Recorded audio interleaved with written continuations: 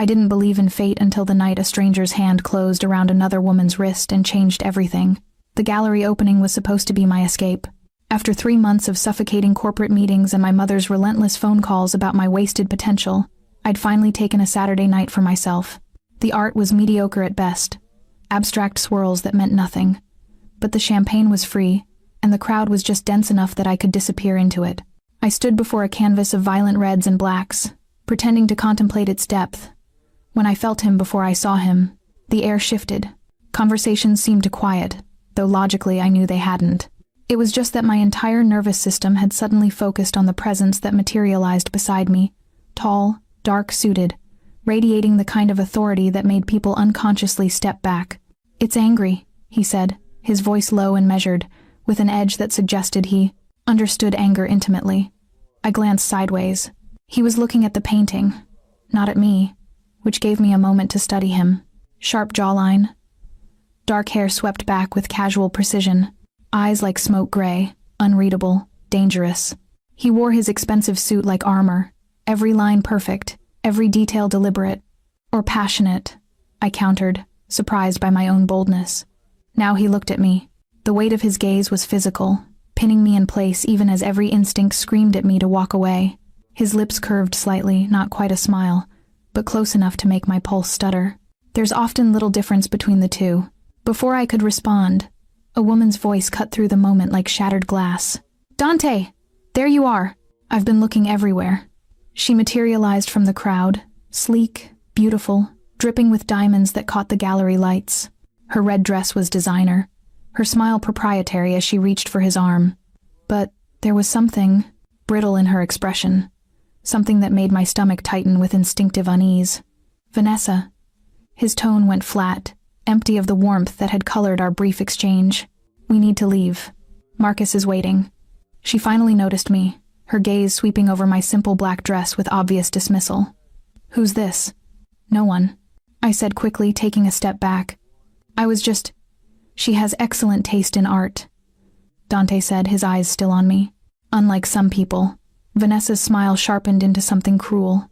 "How sweet. Dante does love to collect strays." She turned to me fully now, her voice dropping to a stage whisper. "Fair warning, sweetheart, he gets bored easily. Ask any of his other charitable projects." "Vanessa." His voice held warning now, dark and absolute. But she was already moving, closing the distance between us with predatory grace. "You should run along now. This is a private conversation."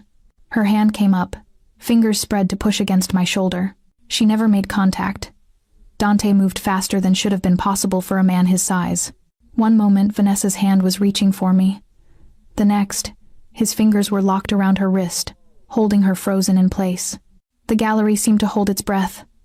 "Touch her again," he said softly, his voice carrying a promise that made ice crawl down my spine. "And you're done."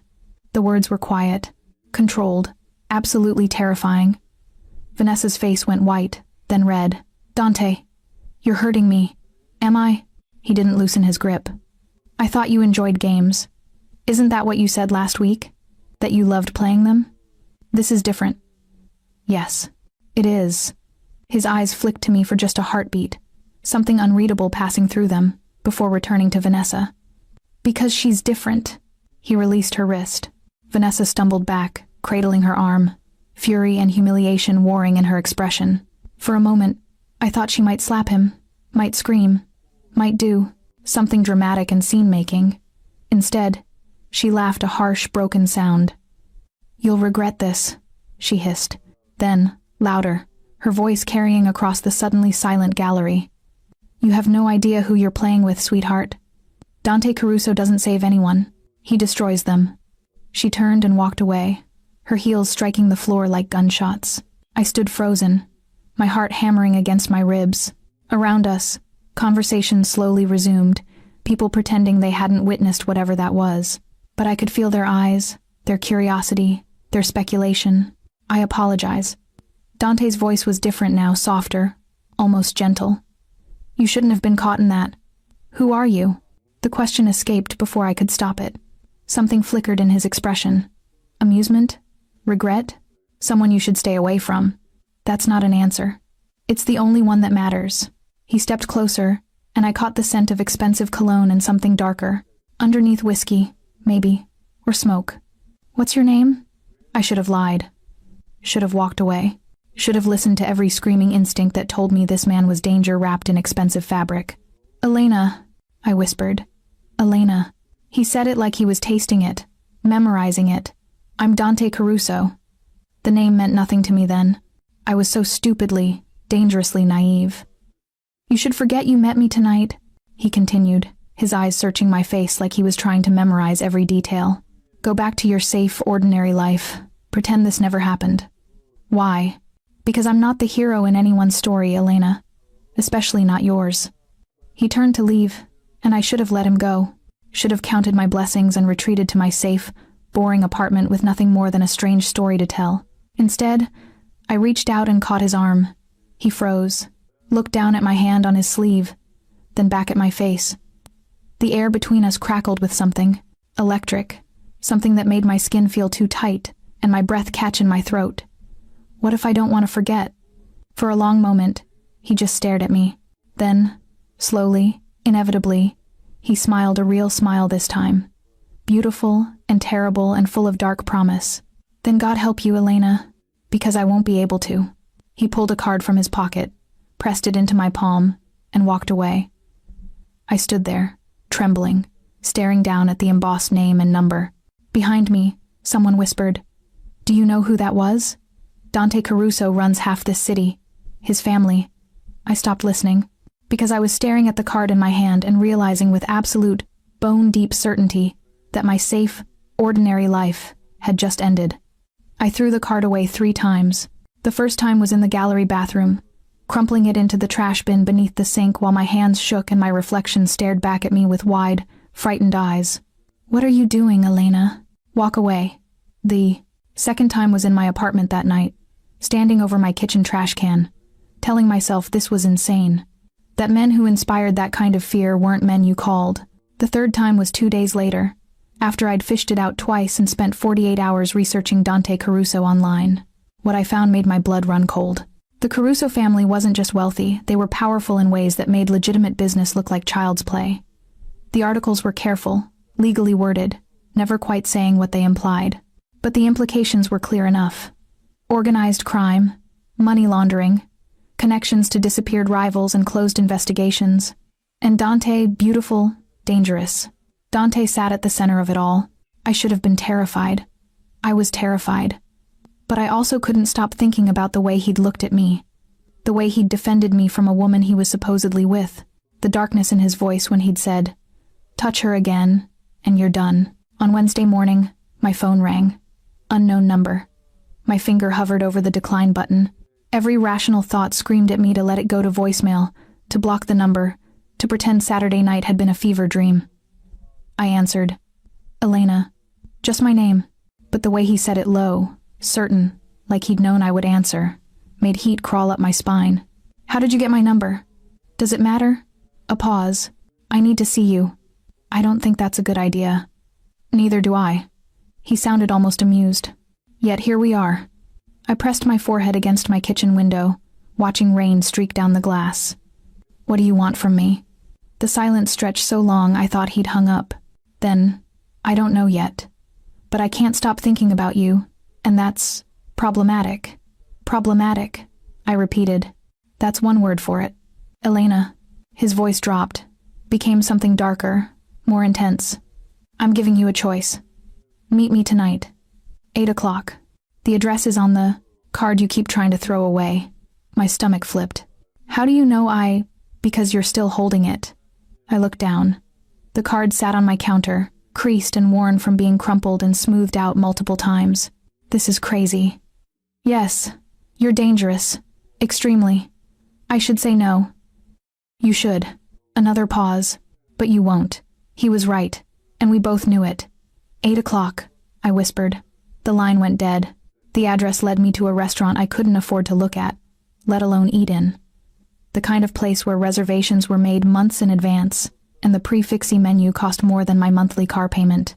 I stood outside in the rain, suddenly acutely aware of my simple navy dress and second-hand coat, wondering what the hell I was doing here. A man in a black suit appeared beside me. "Miss Elena?" I jumped. "Yes? Mr. Caruso is expecting you. Please come with me." He didn't wait for confirmation, just opened an umbrella and began walking toward a carassa, side entrance. I followed, because apparently I'd left all common sense back in my apartment. We didn't enter through the main doors. Instead, he led me through a private entrance, down a hallway lined with expensive art, to a single elevator that required a keycard to operate. "Top floor," he said simply, swiping the card and stepping back. The doors closed. My reflection stared back at me, wet hair, nervous eyes, lips I couldn't stop biting. "What are you doing, Elena?" The elevator opened directly into a private dining room. Dante stood by the window, backlit by the city lights, and for a moment I couldn't breathe. He'd shed his jacket, rolled his sleeves to his elbows, revealing forearms that shouldn't have been as distracting as they were. A glass of whiskey sat on the table beside him. He turned when the elevator opened, and the weight of his attention hit me like a physical force. "You came. You knew I would. I hoped." He moved toward me, each step deliberate. But hope and certainty are different things. "Why am I here, Dante?"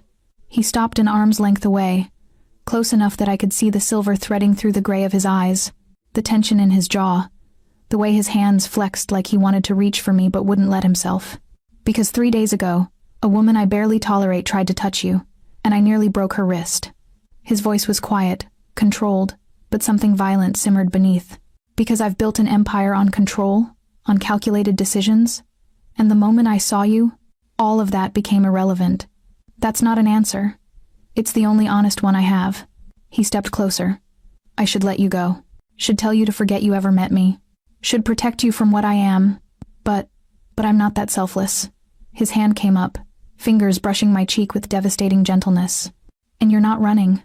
I should have been. God, I should have been." Instead, I leaned into his touch. "Tell me the truth. What Vanessa said was accurate." He didn't flinch from it. "I'm not a good man, Elena. The things I've done, the world I live in, it would terrify you." "Then why am I here?" "Because despite everything I am, everything I know I shouldn't want, I can't let you go." Before I could respond, the elevator dinged. Dante's entire demeanor changed in an instant. The softness vanished, replaced by something hard and lethal. He moved in front of me, positioning himself between me and the doors, his hand moving to his waist, where I now realized a gun rested, hidden beneath his shirt. The elevator opened. A man stepped out, older, silver-haired, wearing an expression of cold fury. "Father," Dante said flatly. The man's eyes found me over Dante's shoulder, and his smile was cruel. "So this is the girl who's made my son forget his place." I'd never truly understood the phrase "blood running cold" until that moment. Dante's father, because who else could this man be? With those same sharp features and predatory eyes, moved into the room with the confidence of someone who owned not just the space, but everyone in it. "Elena, isn't it?" He said my name like it was something distasteful. "Marco Caruso. I apologize for the intrusion, but my son and I need to have a conversation." "Elena stays." Dante's voice was ice. Marco's smile didn't reach his eyes. "I wasn't aware you'd started making demands in my establishments." "Your establishments?" Dante's laugh was harsh. "We both know how the territory actually divides, old man." The temperature in the room seemed to drop 10 degrees. I stood frozen, watching these two men face each other like wolves determining pack hierarchy. The resemblance was uncanny and terrifying. But where Dante's danger felt controlled, calculated, Marco's felt casual, like violence was simply another tool he used without thought. "Miss Elena," Marco said, never taking his eyes off his son, "has Dante told you what we are? What this family does? Father, has he explained that the blood money that paid for this restaurant, for his suits, for everything you see, comes from enterprises that would turn your stomach?" "Enough!" Dante moved, but Marco raised a hand. "I'm simply being honest. You want honesty, don't you, dear? You seem like a smart girl. Smart enough to know that men like us don't have normal relationships. We have transactions, assets, liabilities." He finally looked at me directly, and I understood why people feared this man. His eyes were empty of anything resembling warmth or humanity. "Which are you, I wonder?" "She's leaving." Dante's hand found my arm, gentle despite the tension radiating through his body. "Now. Actually, I think she should hear this." Marco pulled out a chair, sat with leisurely grace. "You see, Elena, My son is currently engaged to be married. Did he mention that? The world tilted. I looked at Dante. His jaw was locked, a muscle ticking beneath the skin, but he didn't deny it. It's a business arrangement, he said quietly. Nothing more. Business, Marco agreed pleasantly. With the Salvatore family, very important business. The kind that keeps territories peaceful, money flowing, bodies from piling up in the streets. He leaned back. The kind that doesn't allow for distractions. I'm not a distraction, I heard myself say. Both men looked at me, Dante with something that might have been admiration, Marco with cold amusement. Oh, my dear, you're worse than a distraction. You're a complication. Marco stood, buttoning his jacket. And in our world, complications get eliminated. Are you threatening her? Dante's voice went deadly quiet. I'm explaining reality. Marco moved toward the elevator. You have a choice, son. The Salvatore alliance and everything we've built. Or this girl and the war that will follow when that alliance crumbles. He pressed the elevator button, then paused. Choose wisely, because if you don't, I'll choose for you. The elevator, doors closed on his parting words. Silence crashed over the room. I couldn't breathe, couldn't think. My mind kept replaying the words. Engaged to be married, business arrangement, complications get eliminated. Elena, you're engaged.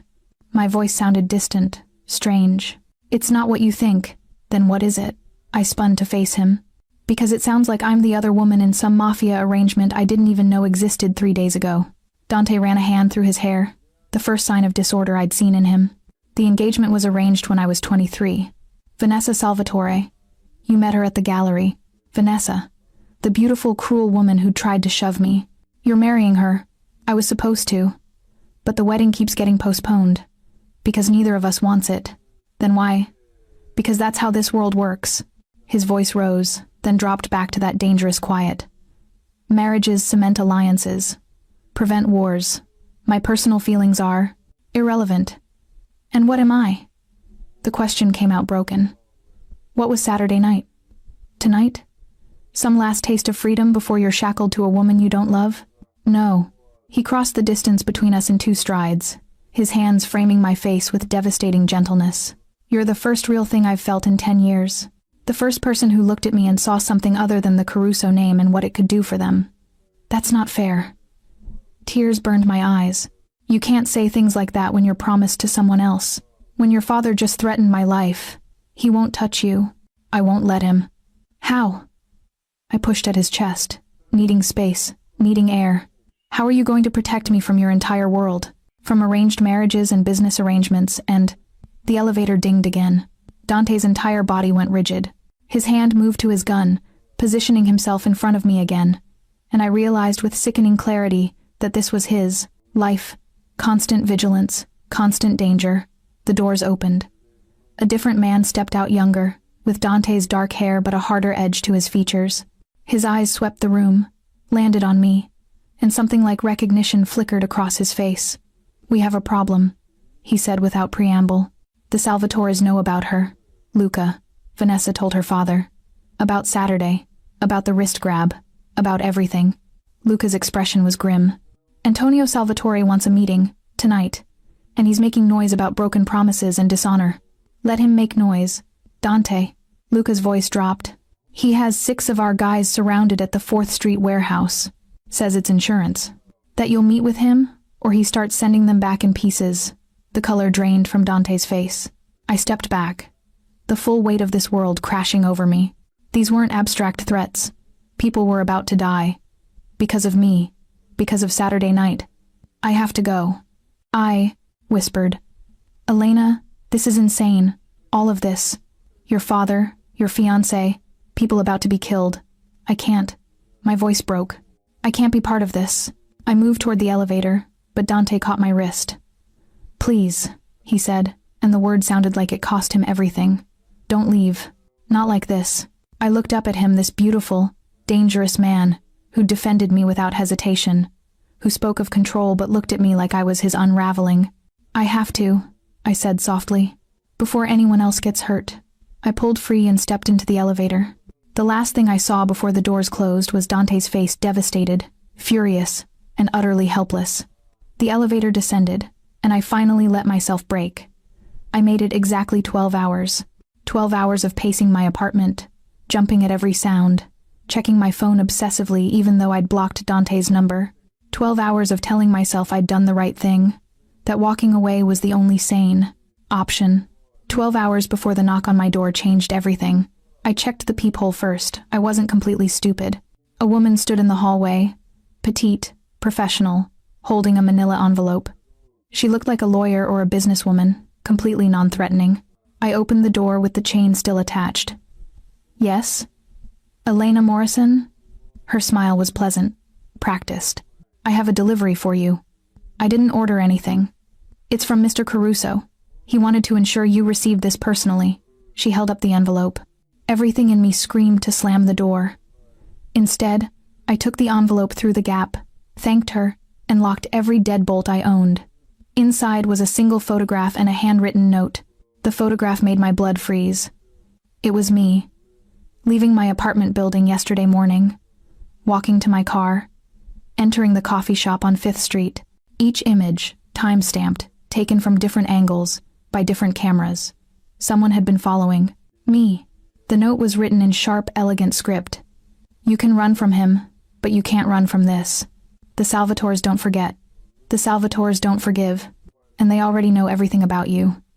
V. Vanessa. My hands shook so badly I dropped the photograph. This wasn't just a threat. This was proof that I was already in their crosshairs, whether I wanted to be or not. My phone buzzed. Unknown number. I answered before I could stop myself. Did you get my gift? Vanessa's voice was sickeningly sweet.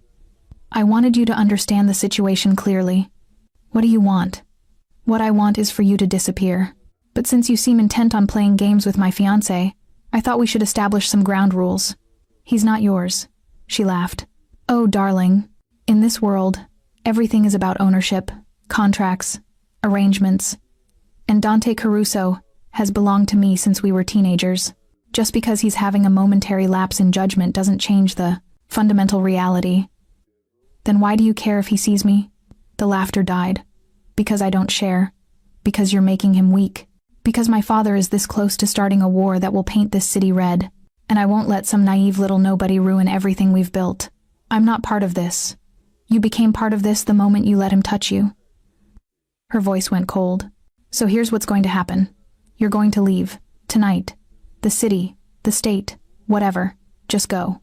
If you don't, if you try to see him again, if you so much as answer his calls, those photographs I sent, they'll end up in my father's hands. And Antonio Salvatore doesn't deal with problems the way his daughter does. You're insane. I'm practical. You have 24 hours. The line went dead. I stood in my apartment, surrounded by surveillance photos of my own life, and realized with terrible clarity that walking away from Dante hadn't saved me. It had just left me alone and unprotected. I lasted 3 more hours before I called him. Elena. He answered before the first ring finished, his voice raw with relief and something darker. Where are you? My apartment. But Dante, we need to. Lock your door. Don't let anyone in. I'm 10 minutes away. How do you know where I live? A pause. I've known since Sunday. I needed to know you were safe. I should have been angry about the invasion of privacy, should have been horrified, but all I felt was a sick sort of gratitude. Vanessa sent me pictures. She's been having me followed. The silence on the other end was more terrifying than any threat. When Dante spoke again, his voice was completely empty of emotion, which somehow made it infinitely more dangerous. What kind of pictures? I told him about the call, the threats, the 24-hour ultimatum. She's bluffing, he said finally. Antonio wouldn't move against you without talking to me first. You sound very certain. Because I spent last night reminding him what happens when people threaten what's mine. I'm not. Yes. You are. The words were absolute. Whether you want to be or not, Elena, you're mine. And I protect what's mine. A knock on my door made me jump.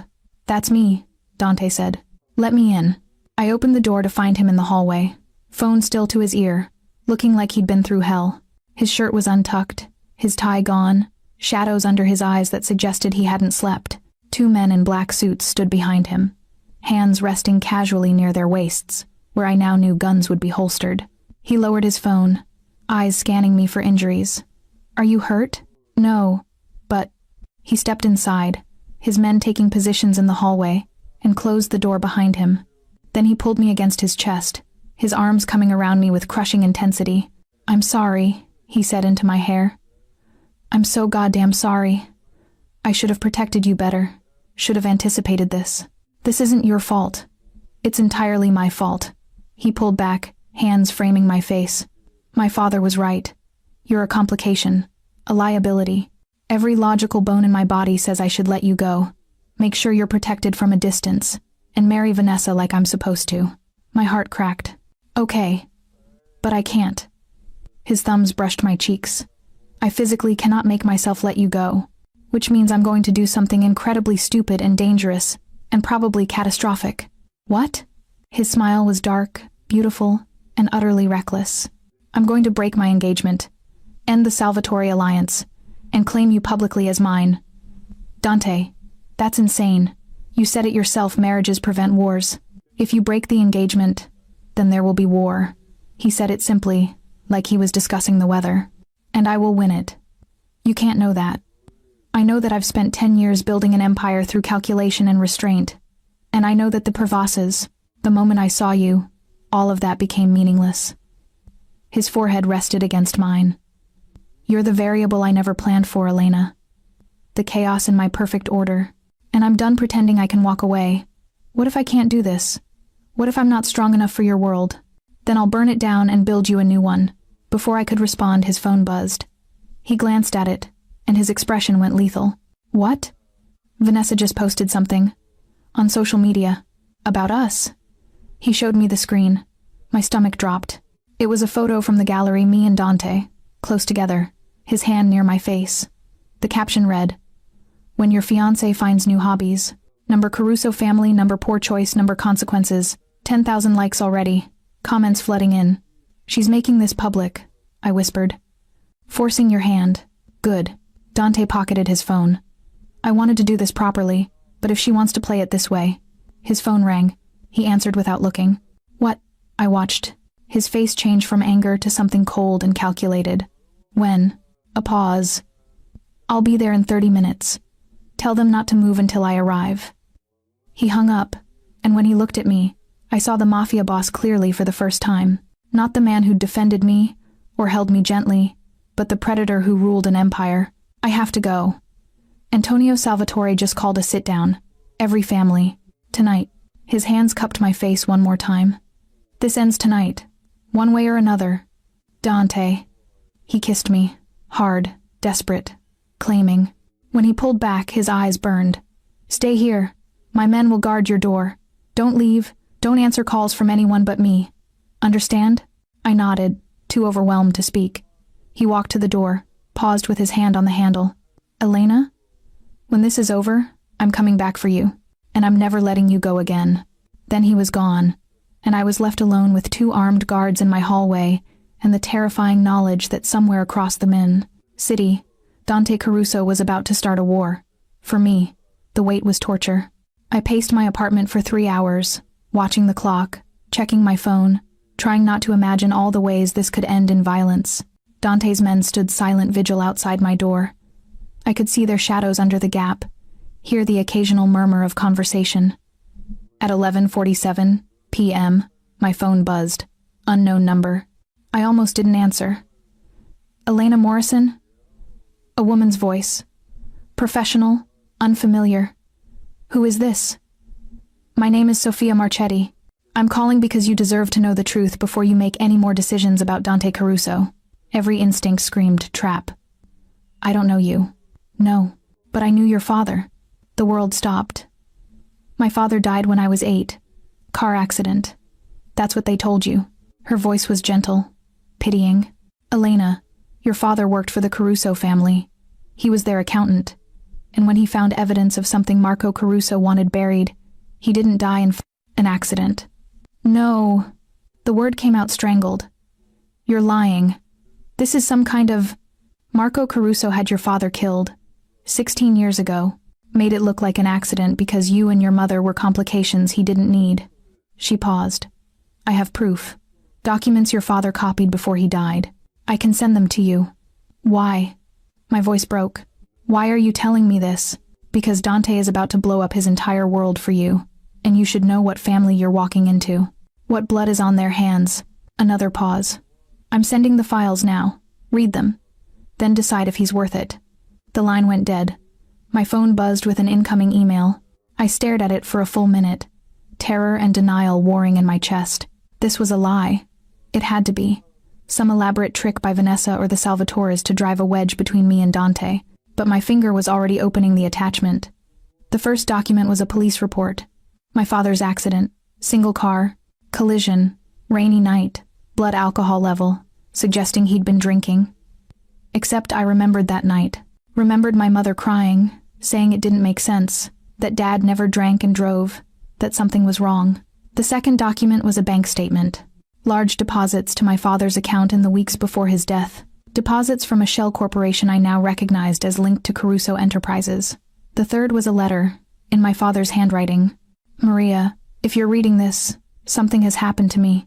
I found something I wasn't supposed to find. Money disappearing from the Caruso accounts.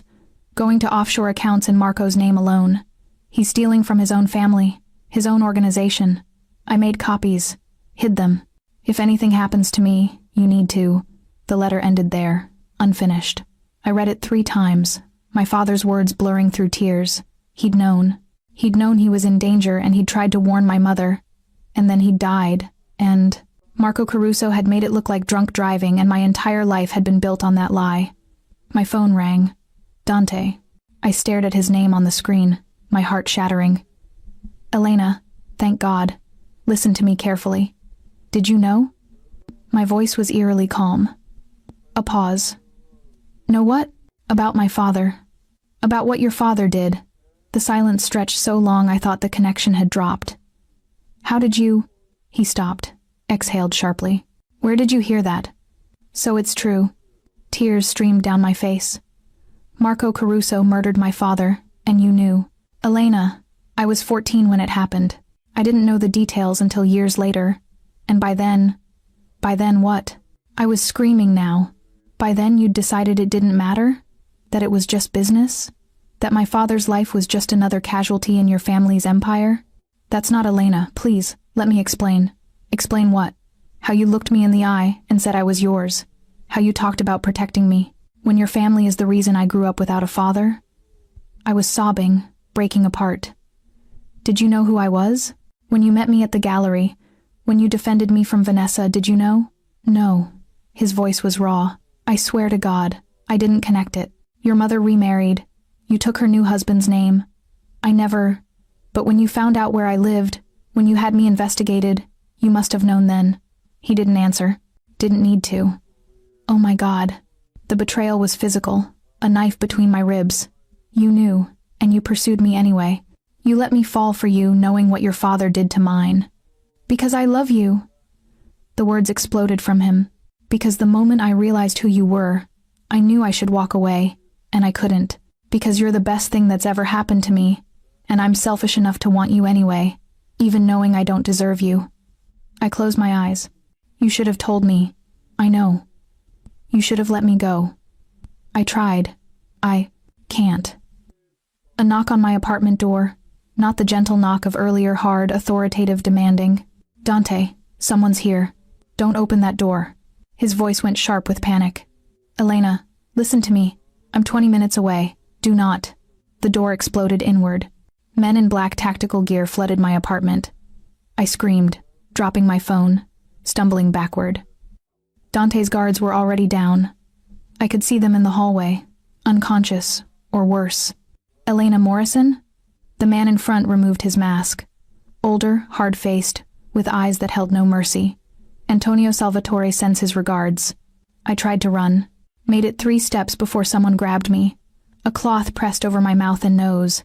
The chemical smell was overwhelming, the world already tilting. I heard Dante's voice screaming my name from the dropped phone. Then nothing. Dante. The scream cut off mid-sound. Dante stared at his phone, listening to the chaos crashing, shouting, then terrible, absolute silence. Elena! He was already moving, his driver hitting the accelerator before he'd even finished barking the address. Get every man we have to her apartment. Now. Now. Luca was already on another phone, voice clipped and urgent. Teams are moving. ETA 6 minutes. 6 minutes. Anything could happen in 6 minutes. Dante's hands shook as he redialed. Straight to voicemail. Again. This was Antonio. Luca's face was grim. Had to be. He knew we were at the sit-down. Knew she'd be alone. I'm going to kill him. Dante's voice was empty. Absolute. I'm going to kill every single person who touched her. His phone buzzed. Unknown number. He answered. Mr. Caruso. Antonio Salvatore's voice was pleasant, conversational. I believe I have something of yours. If you've hurt her, she's perfectly safe. For now, sleeping peacefully in one of my guest rooms. A pause. We should talk. About your broken engagement. About respect. About consequences. Name your price. Antonio laughed. Oh, Dante. There is no price. There's only a choice. You end this obsession with Elena Morrison, you marry my daughter as arranged, and the girl lives.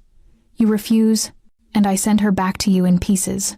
You touch her, and I'll burn your entire family to ash. Big words from a man who's outnumbered, outmaneuvered, and currently racing toward an empty apartment. Antonio's voice hardened. You have until tomorrow night. The Salvatore estate. Come alone. Agree to my terms. And she goes free. Refuse, or bring your men, and she dies screaming. The line went dead. Dante's car screeched to a stop outside Elena's building. He was out before it fully stopped, racing up the stairs, past his unconscious guards, into her destroyed apartment. Empty. The phone he'd heard her drop was on the floor. Screen cracked. Signs of struggle everywhere. And on the mirror, written in lipstick Vanessa's shade, a message. Consequences. Dante stood in the wreckage of Elena's apartment, his carefully constructed control finally shattering, and let out a sound that was barely human. Then he pulled out his phone and made a call. Father, I need every favor you've ever accumulated, every alliance you've ever built, and every soldier in our organization. Dante, the Salvatores have Elena, and I'm going to get her back if I have to massacre every single one of them to do it. I woke to silk sheets and the worst headache of my life. For a moment I couldn't remember where I was. Then it crashed over me, the men in tactical gear, the chemical-soaked cloth. Dante's voice screaming my name through the phone. I bolted upright, immediately regretting it as the room spun. Easy. A woman's voice, cultured and calm. The chloroform takes time to wear off. My vision cleared enough to see her stunning, impeccably dressed, sitting in an armchair by the window like she was attending a tea party. Vanessa, you kidnapped me. My voice came out hoarse. Technically, my father's men did.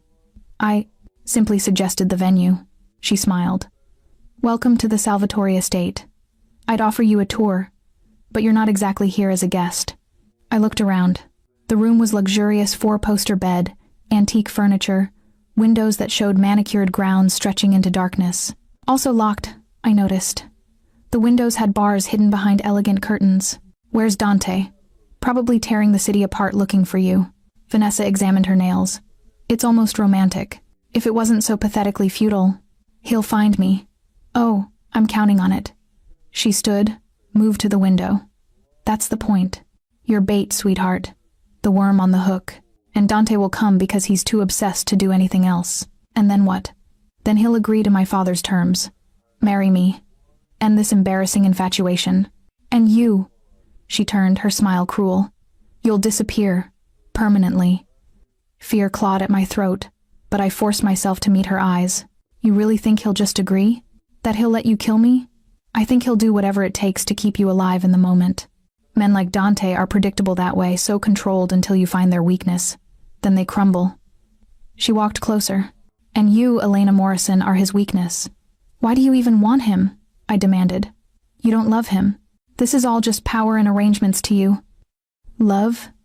Vanessa laughed. God, you really are naive. This isn't about love. It's about legacy. Control. The Salvatore Caruso alliance has kept this city stable for 15 years. Do you have any idea how much money we make together?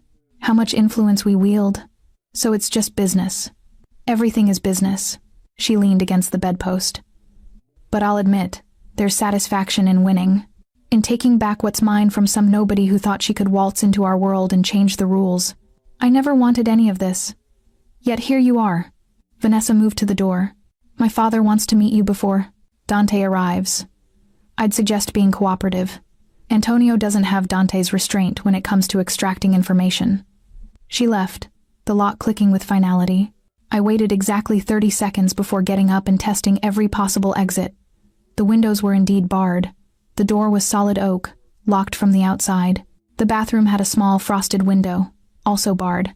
I was well and truly trapped. 2 hours later, they came for me. Antonio Salvatore's study was everything I'd imagined: dark wood, expensive art, the smell of cigars and old money. He sat behind a massive desk, watching me enter with eyes that calculated my worth like I was a commodity. "Miss Morrison, please, sit." I remained standing. "Where's Dante?" "On his way, I imagine. Though he won't arrive until tomorrow evening at the earliest. I wanted time to talk with you first." He gestured again. "Please, I insist." Something in his tone made it clear this wasn't a request. I sat. "Do you know why you're here?" he asked conversationally. "Because your daughter can't handle competition." His laugh was genuine. "I like you. You have spine. But no, that's not why." He leaned forward. "You're here because Dante Caruso broke a sacred contract. An engagement that represents decades of peace between our families. And such breaks require consequences. I didn't ask him to break it. Irrelevant. You exist. That's enough." He pulled out a folder, slid it across the desk. "Do you know what this is?" I opened it with shaking hands. Financial documents, transfer records, all related to my father's accounts before he died. "Marco Caruso killed your father," Antonio said matter-of-factly. "Dante knew, and he pursued you anyway. How does that make you feel? How do you know about my father?" "I make it my business to know everything about people in my city, especially people who might become leverage against the Carusos." He steepled his fingers. "Your father was a good man. Honest. That got him killed. And now you're romantically involved with the son of his murderer. Ironic, isn't it? What do you want from me?" "I want you to understand the full picture before Dante arrives and fills your head with promises he can't keep." Antonio stood, moved to the window. "If he refuses my terms tomorrow, you die. If he agrees, you live, but only if you leave. Disappear. Change your name, your life, everything. Because if you stay, if you ever contact him again, I'll kill you myself. And if I refuse to leave, even if he agrees, then I kill you both." He said it simply. "Dante is valuable, but not irreplaceable. And I won't have my daughter humiliated, my family's power undermined, over some girl." I stood on shaking legs. "He won't agree. He'll fight. Then he'll lose. And you'll watch him die before I kill you too." Antonio's smile was paternal, grotesque. "I'm not a monster, Miss Morrison. I'm giving you a way out. Take it." They escorted me back to my prison. I collapsed on the bed, my father's ghost and Dante's betrayal and Antonio's threats swirling in my mind. Hours passed. Night fell. I couldn't sleep, couldn't think clearly, couldn't escape the trap closing around us. At 3 a.m., a sound at my window made me freeze. A pebble against glass. I rushed over, peered through the bars into the darkness. A figure stood in the shadows below. Then he stepped into the moonlight, and my heart stopped. Dante. He was supposed to wait until tomorrow. Supposed to come to the front door, negotiate, play by Antonio's rules. Instead, he was here. Now. Alone. He pressed something to the glass, his phone, with typed words. "Trust me." Before I could respond, the window exploded. Not from outside. From inside, a tiny explosive charge on the bars I hadn't noticed. Detonating with a muffled crack. The bars twisted, gave way. Dante was already climbing, impossibly fast, reaching through the broken window to pull me toward it. "We have 60 seconds before everyone. Alarm in this place goes off," he said, against my ear. "Do you trust me?" Somewhere distant, I heard shouts. Guards mobilizing. I looked at him. This man whose father had killed mine, who'd lied by omission, who'd brought chaos into my life. This man who'd just infiltrated enemy territory alone to get me back. Yes. He pulled me through the window. We fell together into the darkness, and somewhere in the house, alarms began to scream. We hit the ground hard, Dante twisting so he took the impact. He was up instantly, pulling me with him, one arm around my waist, the other hand holding a gun I hadn't seen him draw. "Run!" I ran. The grounds were massive, shadowy, cut through with hedge mazes and sculpture gardens that would have been beautiful if we weren't fleeing for our lives. Behind us, the house erupted with light, shouts, the unmistakable sound of men mobilizing. This way. Dante pulled me left, into a grove of trees. Stay low, stay quiet. You came alone. I was gasping, adrenaline making my voice shake. Antonio said. Antonio wanted me to walk through the front door like a lamb to slaughter. He didn't slow down. I don't play by his rules. We burst through the tree line into another section of manicured lawn. A wall loomed ahead, 12 feet of stone and iron, topped with what looked like security cameras. How did you even get in? Money and blackmail. He holstered his gun, gripped my waist. When I lift you, grab the top and pull yourself over. There's a ledge on the other side, 2-foot drop. I'll be right behind you. Dante. Gunfire shattered the night. Dante swore, shoved me against the wall as bullets tore through the space we'd just occupied. He returned fire without hesitation. 3 precise shots that sent our pursuers diving for cover. Now, Elena. Now. He lifted me like I weighed nothing. I grabbed the wall top, my arms screaming as I hauled myself up and over. The drop on the other side was further than 2 feet, more like 6, and I hit the ground in a graceless heap. Dante was over the wall before I'd fully stood, landing in a crouch beside me. Are you hurt? Are you hurt? No, but... He pulled me up and we were running again. A car waited in the shadows, sleek black engine already running. The driver's door opened, and Luca emerged, face grim. They're mobilizing everything. We have maybe 3 minutes. Get us out of here. Dante pushed me into the back seat, sliding in beside me as Luca hit the accelerator. We roared away from the Salvatore estate, tires screaming. Behind us, I could see vehicles pouring out of the gates, giving chase. They're following. My voice was too high, panic edging in. They won't catch us. Dante pulled out his phone, typed something rapidly. Seconds later, the pursuing car's paths were cut off by 2 massive SUVs that materialized from side streets, boxing them in. Your men? Everyone I trust.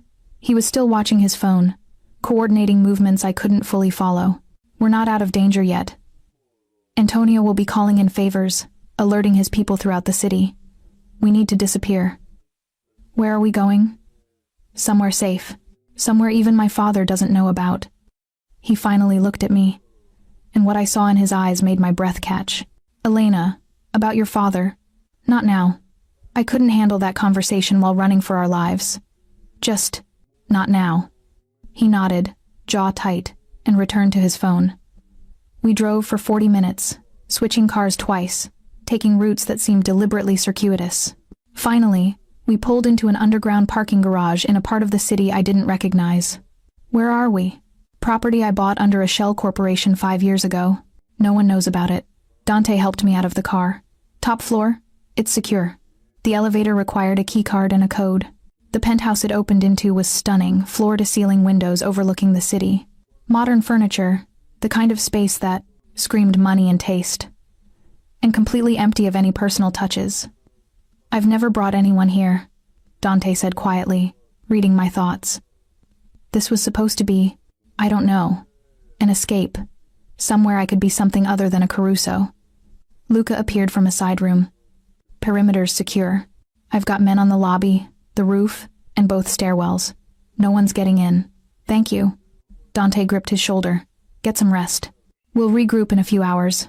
When we were alone, the silence felt crushing.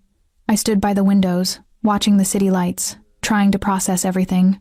The kidnapping, the revelations about my father, Dante's impossible rescue, the fact that we were now fugitives from one of the most powerful crime families in the state. You should have let him kill me. The words came out flat, emotionless. Don't. Dante's voice was raw. Don't even think that. It would have been easier. Smarter. You wouldn't be at war. I'm already at war. He crossed the room in 3 strides, spinning me to face him. The moment Antonio took you, the moment he thought he could use you against me, there was no other outcome. This has been coming for years. Because of me. Because of power. Control. Old grudges and older debts. His hands framed my face. You're not the cause, Elena. You're just the catalyst. The excuse both sides have been looking for. Your father killed mine. Finally saying it out loud felt like stepping off a cliff. Marco Caruso murdered my father and made it look like an accident because Dad found evidence of his corruption. Dante's eyes closed. I know. When did you find out? About the connection between us? 2 days after the gallery, when I had you investigated. His voice was barely audible. Your mother's remarriage. Your name change. I didn't make the connection until I saw the full background report. Thomas Morrison, accountant, deceased 2009. And you didn't tell me. I was going to. He opened his eyes, and I saw genuine anguish there. That night at the restaurant, before my father showed up, I was planning to tell you everything. The engagement, your father, all of it. Give you the truth and let you decide. But you didn't, because I'm a coward. The admission cost him, because I knew that if you learned what my family did, you'd leave. And I wasn't strong enough to let you go. I should have pulled away, should have screamed, raged, demanded he take me home. Instead, I asked the question that had been burning in my chest since I'd read those documents. Did you have anything to do with it? My father's death? No. The answer was immediate, absolute. I was 14. I didn't even know it had happened until years later, when I was going through old files, trying to understand my father's business practices. He swallowed hard. I found the order, the payment to the man who sabotaged the car, all of it. And you did nothing. I was 23 and trying to survive in a world where questioning my father meant ending up in the same grave as his other enemies. His voice broke. I'm not defending it. I'm just explaining. I was a coward then too. But not now. I touched his face. This man who'd just risked everything to save me. You came for me alone. You started a war. Because loving you made me brave. Or stupid. Probably both. He leaned into my touch. I can't undo what my father did. Can't bring yours back. Can't erase any of it. All I can do is promise you this. I will spend the rest of my life making sure you're safe, protected, cherished. I will burn down my family's empire if that's what it takes. I will. I kissed him. Desperate, furious, grieving. I kissed him, and he kissed me back like we were drowning and this was air. His hands fisted in my hair. My fingers clutched his shirt. And for one perfect moment, the world narrowed to just this. When we finally broke apart, we were both shaking. I should hate you, I whispered. I should want nothing to do with you or your family. But I can't. Tears streamed down my face. I can't hate you. Can't leave. Can't stop loving you even though everything about this is wrong and complicated and... He kissed me again. Softer this time. Reverent. Then we'll figure it out, he said against my lips. Together. We'll find a way through this. His phone buzzed. He ignored it. It buzzed again. And again. Finally, cursing, he pulled it out, read the message, and went absolutely still. What? He showed me the screen. A photo. The Salvatore estate. On fire. The message below it read, You wanted war, son. You have it. Father. I stared at the image flames consuming the mansion where I'd been held prisoner. Smoke billowing into the night sky. Marco did this. My father just declared open war on the Salvatores. Dante's voice was hollow. And there's no going back now. The penthouse became our war room. Within an hour of Marco's message, Dante's phone hadn't stopped ringing. Luca appeared with laptops, files, maps of the city, marked with territories and safe houses. Other men arrived cold-eyed, dangerous, loyal. I sat in the corner, watching Dante transform. Gone was the man who'd kissed me with desperate tenderness. In his place stood someone harder, sharper, radiating lethal authority. He moved through information with surgical precision, making decisions that would determine who lived and died before the sun rose. The Salvatores are evacuating to their secondary locations, Luca reported, pointing to the map. Antonio survived the fire, Vanessa too, but 7 of their men are dead, another 12 injured. Collateral? Dante's voice was emotionless. 2 household staff, already dead when Marco's team arrived. I flinched. 2 people, cooks, maids, gardeners, people with families dead because of this war, because of me. Dante's eyes found mine across the room.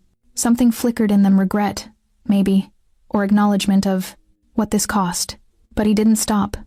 Antonio will retaliate within hours.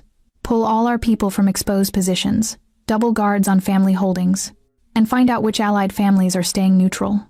The briefing continued. I stopped listening. overwhelmed by the casual discussion of violence, the strategic planning of destruction.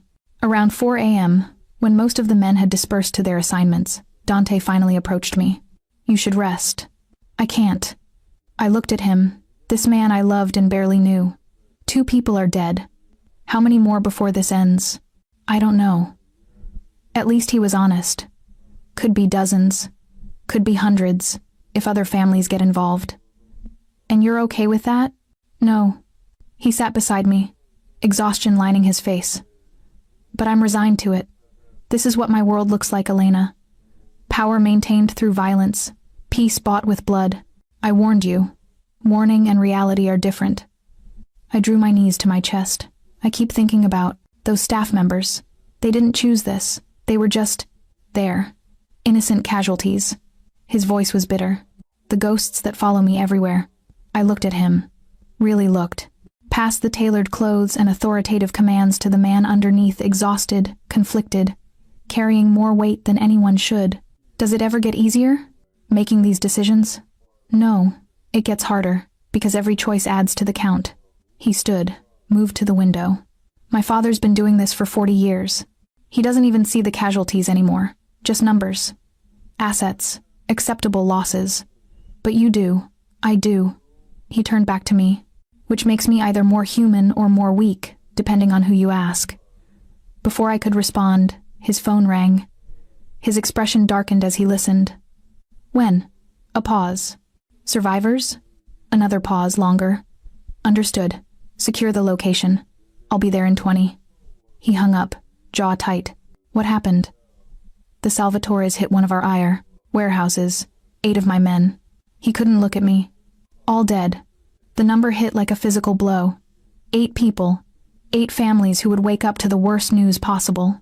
"You have to stop this." I stood, moved toward him. "Call a truce. Negotiate. Something. It's past that point."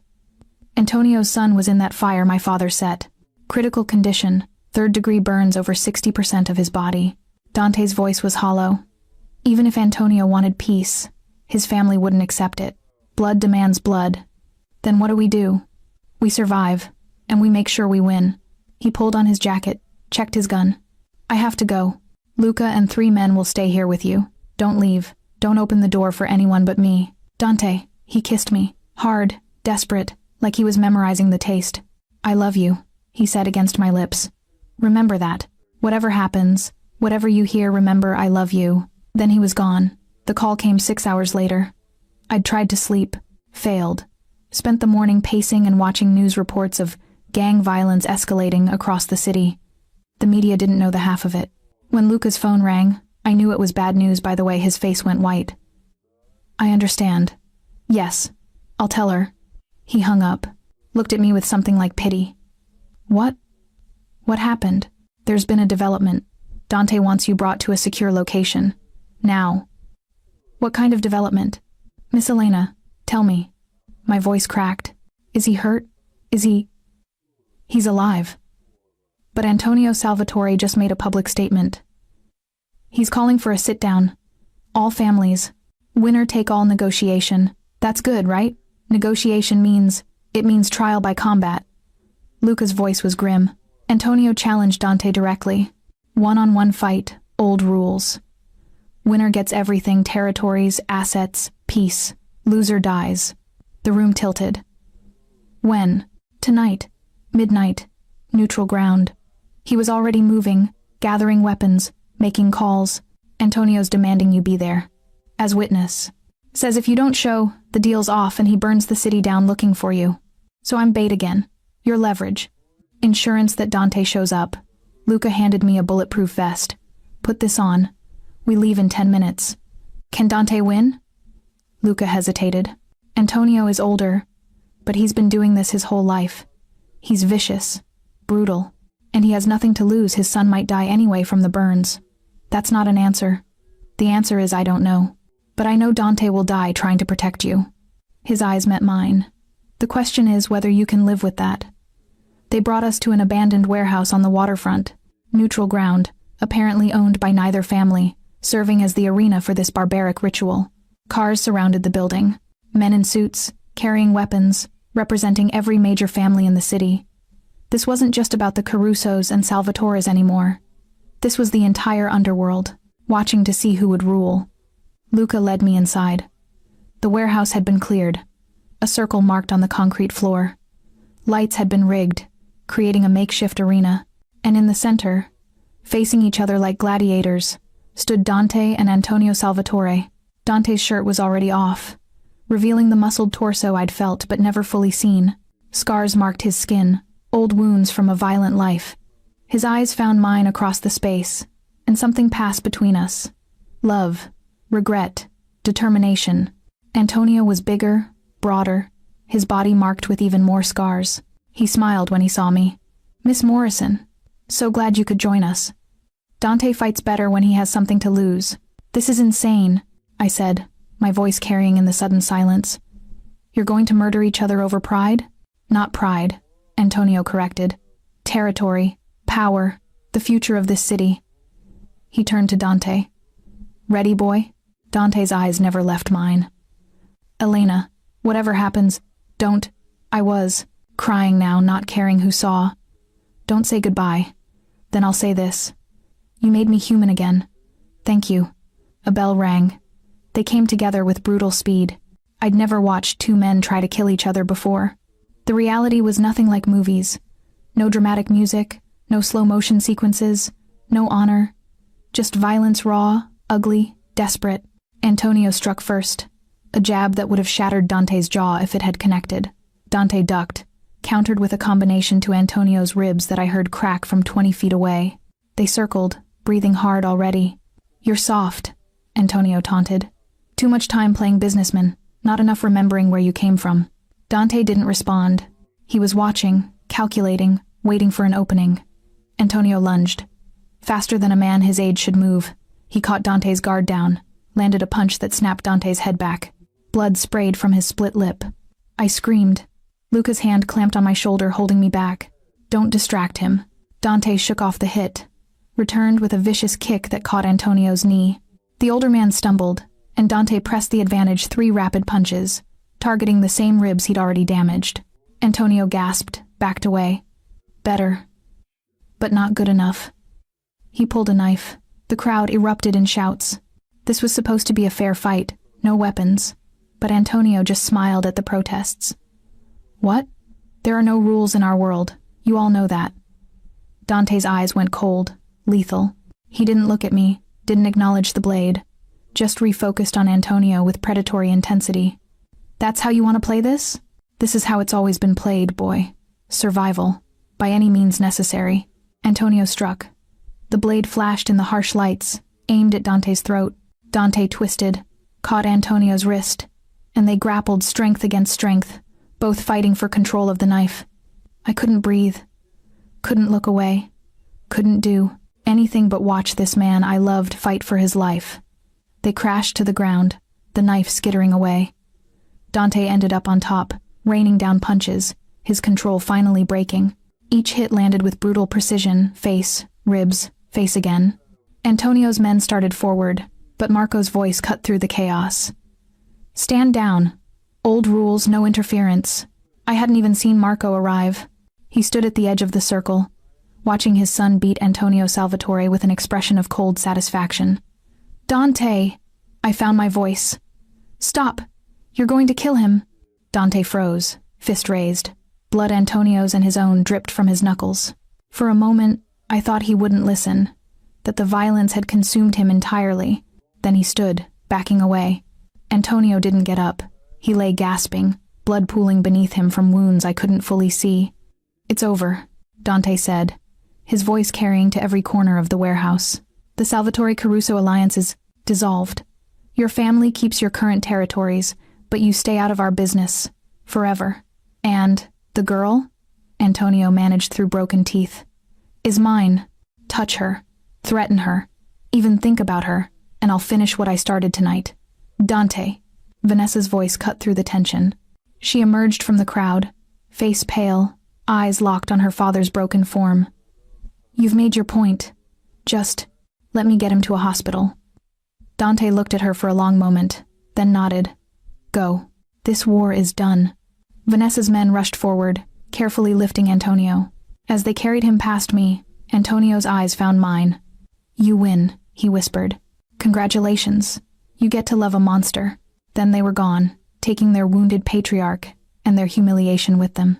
The warehouse erupted in conversation, families discussing what this meant, whose power had risen or fallen, what came next. I didn't care about any of it. I pushed through the crowd, Luca not stopping me, this time, until I reached Dante. He stood in the center of the circle, chest heaving, covered in blood and sweat and victory. "You're hurt," I said stupidly. "I'm alive." His eyes searched my face. "Are you okay?" I laughed, a broken, slightly hysterical sound. "You almost died and you're asking if I'm okay?" "Always." He swayed slightly, and I grabbed his arm, supporting more weight than I should have been able to. "We need to get you to a doctor. We need to get you somewhere safe." But he let me guide him toward the exit, toward Luca's waiting car. Marco intercepted us at the door. "Impressive," he said to Dante. "Brutal, but effective. The Salvatore family won't recover from this humiliation for years. I don't care about humiliation. I care about keeping Elena safe." Marco's eyes flicked to me, assessing, cold. "The girl who started all this. The woman I'm going to marry," Dante corrected, his voice absolutely final. I froze. We hadn't discussed marriage. Hadn't discussed anything beyond surviving the next hour. Marco's expression didn't change. "Is that wise? Given everything?" "I don't care if it's wise. It's what's happening."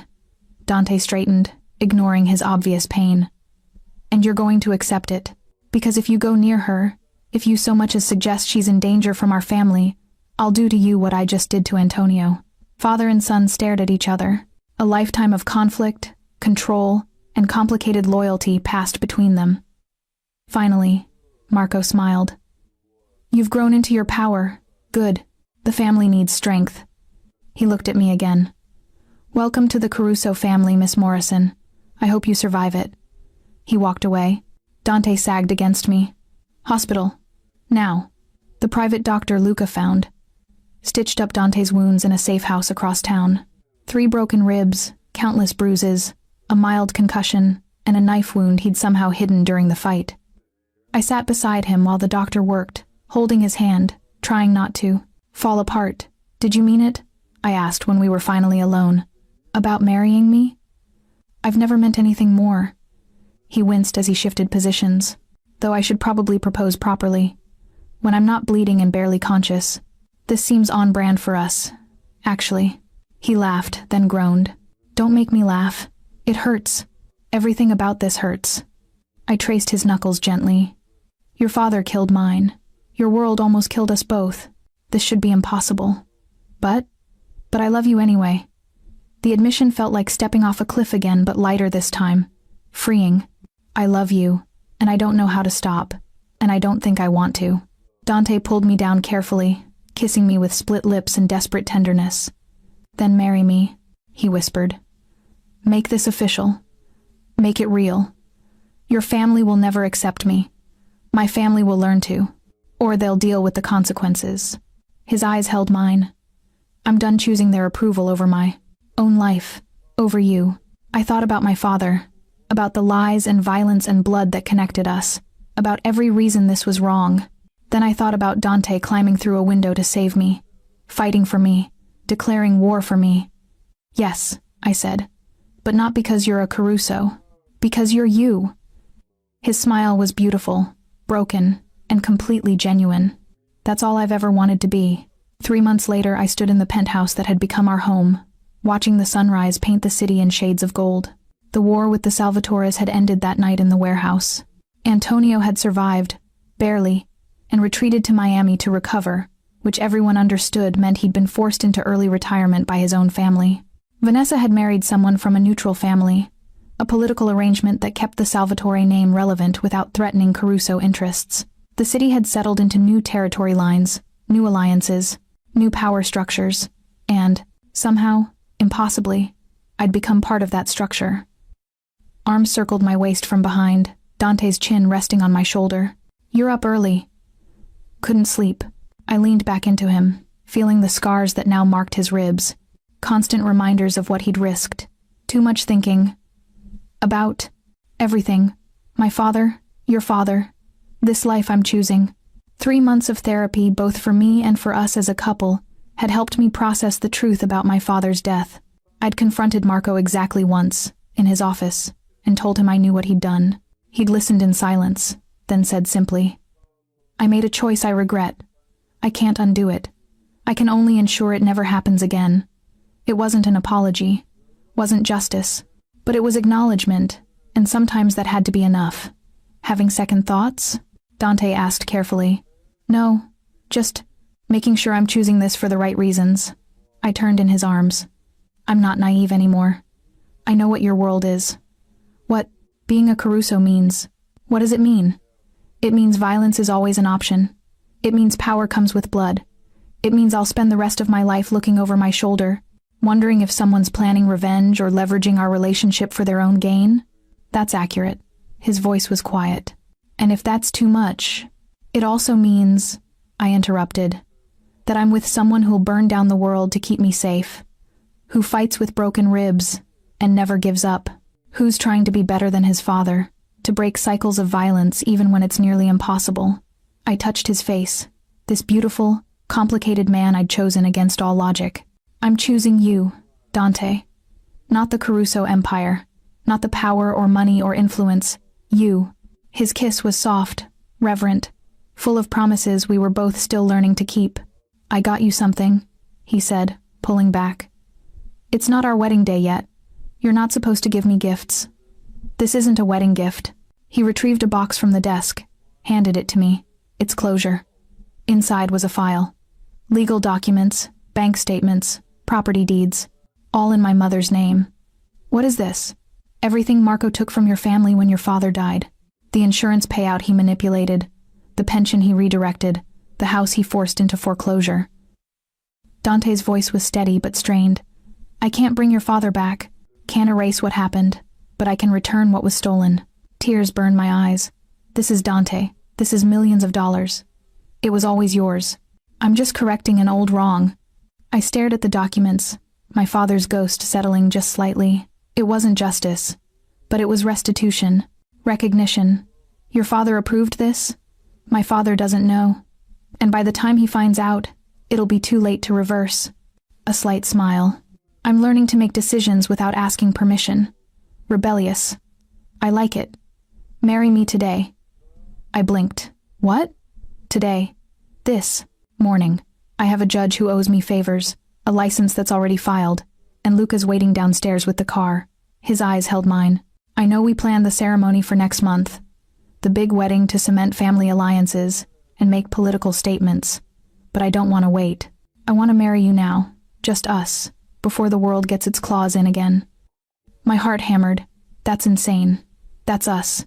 He was right. Everything about our relationship had been chaos and impulse, and decisions made in crisis. Why should our wedding be any different? "Luca's really downstairs?" "With Sophia. She wants to be your witness. Says every bride needs someone in her corner." Sophia Marchetti, the woman who'd sent me the files about my father. We'd met in person a month ago, and she'd explained that she'd been my father's colleague, had helped him gather evidence against Marco, and had spent 16 years waiting for the right moment to expose the truth. We'd formed a strange friendship, built on shared grief and determination to honor my father's memory. "You planned this." I was half laughing, half crying. "You actually planned an ambush wedding. Is that a yes?" I looked around the penthouse, thought about the life waiting outside, complicated, dangerous, but ours. Thought about my father, who I'd never stop missing, but who I could finally grieve properly.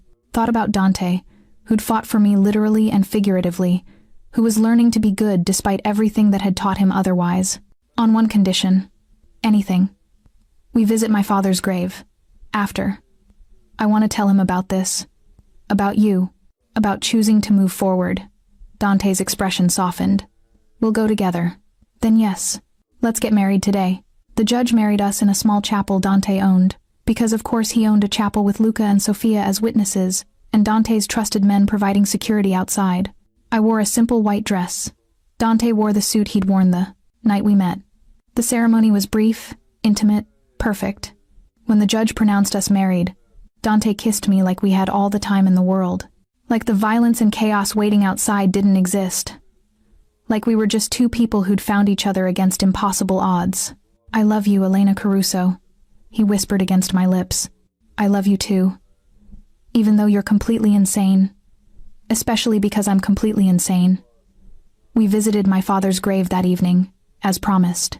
I knelt in the grass, Dante standing silently behind me, and talked to a man who couldn't hear but who I'd never stop missing. "Dad, I met someone. His name is Dante, and he's complicated. His family hurt ours, hurt you, and I can't pretend that doesn't matter, that it's not something I'll carry forever." The wind rustled through nearby trees. Dante's hand rested on my shoulder, steady, supportive.